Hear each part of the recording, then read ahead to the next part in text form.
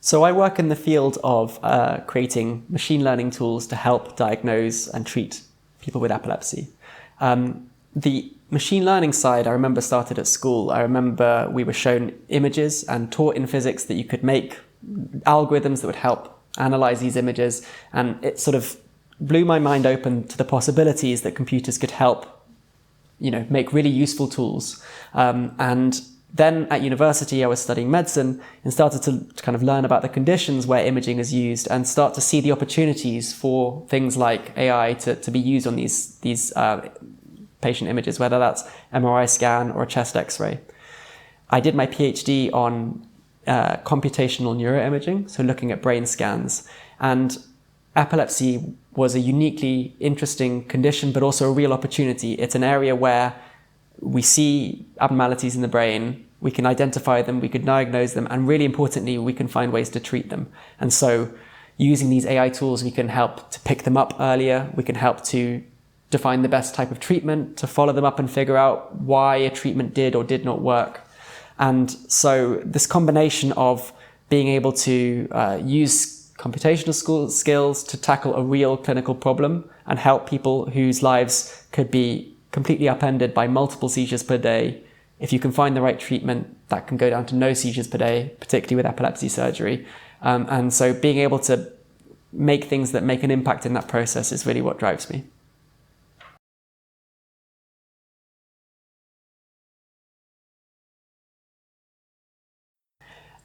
I think so I work in the area of AI tools for diagnosing subtle lesions in epilepsy.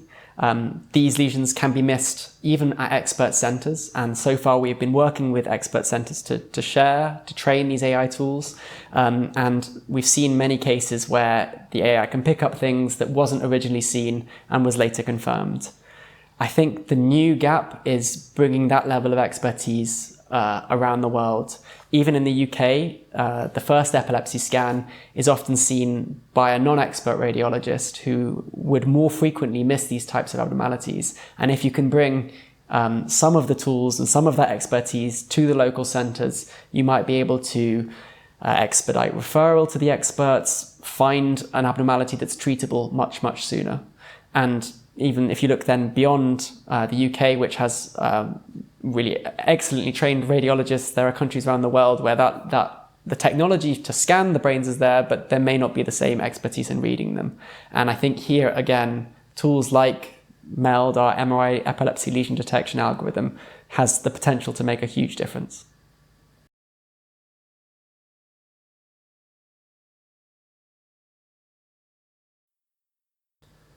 I work on developing machine learning or AI tools to tackle translational clinical challenges in epilepsy. And I think one key fact is that, at least within the research world and now increasingly in clinical care, there are these AI tools for EEG, for MRI, for genetics in epilepsy that can help diagnose and target treatment in patients. I think the second important fact is that none of these tools exist without a lot of collaboration. We have a multi-center project. That means that you get examples of patients from all different backgrounds, different ages, different ethnicities, and this is essential to make these tools work. No single site can make something that works for everyone. So it's multi-center, but it's also multidisciplinary. It only works when you have the clinicians who have the intuitions and speak to the patients and understand the problems. We have patient involvement. We crucially understand and they are fully on board with making these tools that work to help better diagnose them. And you also have the technical expertise, people who understand the AI, the coding, who can write the algorithms that can use the clinician intuition, use the data from the patients to make tools that make a difference. And I think the third point is really around the patients, which is that we speak to our patient group that help advise our research, and they're very supportive. They think these AI tools should be used, but they're really passionate that they're not just used at the expert centers where the universities are. They want this at the local hospital when they're first seen with epilepsy, and they want to have the expert opinion at that point. They don't want to be waiting years for the referrals. And so I think the future for this field is that these tools will help bring this expertise to everyone.